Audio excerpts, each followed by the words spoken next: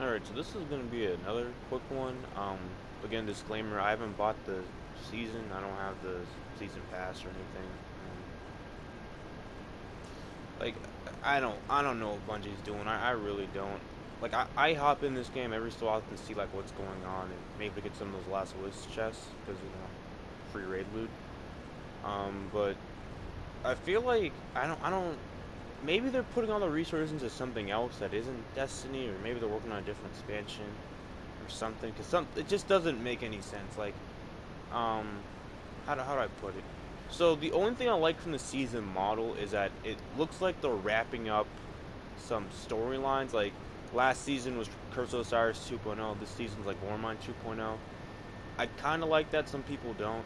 I like that they're trying to wrap up the story, but I feel like this entire season model is really restrictive, and I don't like it in that sense. Like for instance, a lot of the content's time gated. Um, it's and the roadmap's just there for you, so now you know everything that will ever happen. There's no surprises. It's like uh, it's like they'll tell you, oh, new exotic quest. That's a new secret exotic quest. And like, well, yeah, it's a secret, right? But not really, because you know it's gonna be. You don't know it's a secret what the weapon's gonna be, but you probably yeah, but you know when it's coming, right? Like it's like that. Also, I don't like the idea of paying for shit that I already own. Like again, like bringing back the Last Word and Thorn, kind of annoyed me.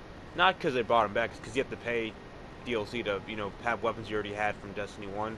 Same thing with Force Horsemen, because the probably should have recorded. But there's a little message that pops up every week, which I do like that they do that. That's nice to keep people informed. But it's talking about how Zaval's going to send you to get to Vanguard, a weapon out of the Vanguard Vault. I wonder what that's going to be. Might be for Forceman because it's on the picture, right? Oh wow, no surprises. Um, so there's that. It's just I don't know where to begin. Like, let's go with this season right now. Also, I'm here just to try to get the new Warlord helm, Felwinter's helm from Zerg, because I think it looks really cool. I think it's actually pretty cool. But yeah, like just let's talk about just the season in general.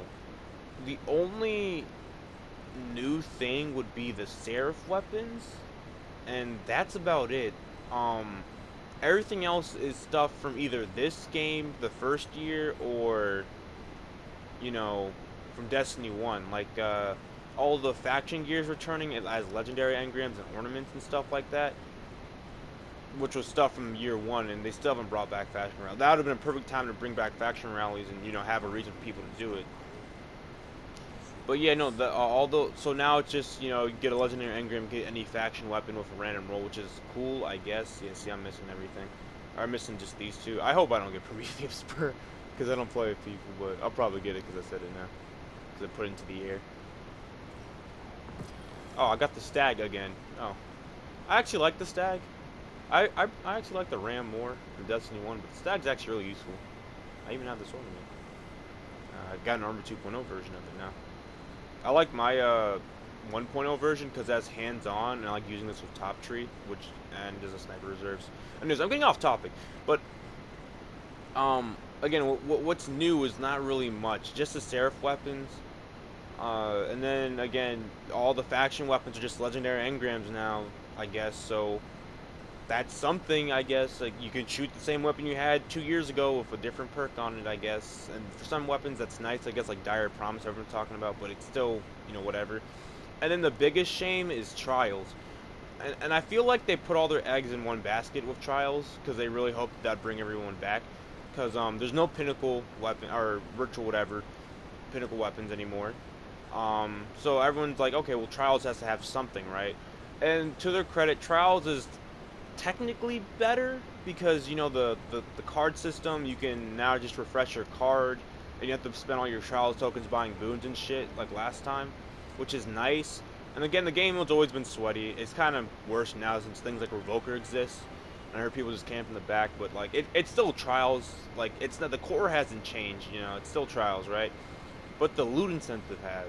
And I think it's ironic this is season of the worthy because I feel like this isn't worthy of anyone's time or money because most of the stuff in the season is stuff from either the first year of this game or from Destiny 1, and it just doesn't make any sense. Like all the Trials gear is from Destiny 1. all the weapons from Trials are from Destiny 1, and it doesn't like why not just make. See, like, let me tell you this. I didn't play Trials that much in Destiny 1. Like, I stopped around year 2. But when Trials first came out, I'm like, I hate PvP. Everyone knows I don't like PvP. But I stuck my ass in Trials. Want to know why? Because there's that loot incentive. When I saw that armor and I saw those weapons, like, holy shit, I want that. I don't care if I'm ass. I don't care if I do this a million times. I want that weapon. I want that armor. I'm going to go into Trials. So, like, you see how strong loot incentive is? It can make people play a game mode even if they don't necessarily like Gambit. I don't like Gambit, but the weapons in there are really good. The pinnacle weapons are really good, so I'm gonna play Gambit. Like, now sure, after I get that, I'm probably not gonna play anymore, but still, it's I feel like Bungie doesn't understand that loot incentive is really everything. Well, not everything, but a majority of the thing in this game. It's a looter shooter. We play to shoot crap and get loot. If we don't have loot, then there's no point in playing. So again, it just this season I don't know what there's to look for, because the Seraph bunkers are the same as the obelisk from last season. I mean, the story's whatever. I guess it's interesting. I guess, but it just feels like all you're doing this season is grinding bounties again, like you did for the last 3 seasons, and everything else is time gated, and everything else is shit you've already seen before. And I'll leave on this note. I don't understand why people are writing up the quality as like, oh, because it's $10, the quality should be ass. Like, I know there's that famous Dado example, but let me put it to you like this: $10. I don't think $10 is an issue for most people that play this game. Like, it's not an issue for me. I don't think $10 is an issue for most people. I think what people are having a issue with is justifying the purchase. See, when I buy DLC, I want it to play the game more, not so I play the game for like a week, get bored, and like come back again. Like, I want to, like, for instance, everyone's like, oh, it's $10, so don't expect much. Well, Enter the Gungeon was like $15 or $10, I think now. That's a full game. I know it's a different genre. Risk of Rain is like $10 or something, and that's a different. I think it's 20.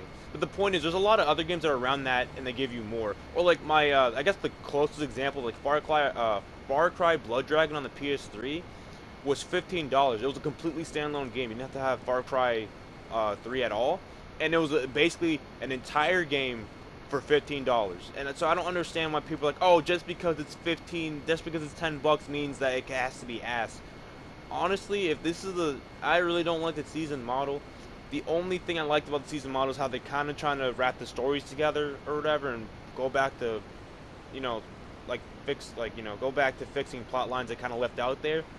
But gameplay wise, it is not fun. Like, the Seraph Tower is basically, the new game mode again. At least it's not Menagerie again. At least I'll give them that credit. It's not Menagerie again, but it's literally, I don't even know what to describe. It's a public event that takes like 2 minutes or 4 minutes or however long you want it to take, right? We just throw balls at an orb and you kill enemies. It's like a mixture of that heroic what do you call it? Heroic Prison of Elders public event in Tangled Shore, where you have to stand around a target and make sure they don't like stop you from capturing it, and then some ball throwing from any other game mode. That's it. And that's the season activity. That and Trials. And Trials is always Trials, but for the majority of people, it was really the guns and the armor that brought people to Trials. And so there's no adept weapons, there's no new shit that, there's not really a reason to play Trials outside of just, hey, I got my arm. Oh, and also, you get an armor piece once a week. You don't get, like, you can't, it's not like other Trials, the original Trials, where you can get, like, multiple weapons and armors as you play the game. You can only, like, this week I think it's only gauntlets or something, and then this week there's only like 3 weapons. There's a scout, fusion, and rocket. So again, once you have those 3 weapons and you have a decent roll, why even play? And you can't even play for armor because it's only locked to going flawless, or I guess maybe not going flawless, but I've seen people get armor when they went flawless. So essentially, you have to play this 5 weeks in a row to get a full set. And see, that time gating bullshit is what people don't like. That's what people like. That's why I don't like. No one likes this. I've always preferred the old system, because you could go at your own pace. If someone wants to blow through it, that's fine. They do it in one day. Other people can maybe do it every so, like, I prefer like the old system where you'd have big expansion, small expansion, big expansion, small expansion. Like, I don't know. This season model really isn't good, and I don't know what they've been spending their time on, because none of this. I'm not a programmer, but I wouldn't think it'd be hard to imagine to take some existing code from a game that uses the same engine and then put that same model into the next game. Like, I don't understand. I don't understand. Sorry it took. It's kind of got ranty at the end, but that's about it. See ya.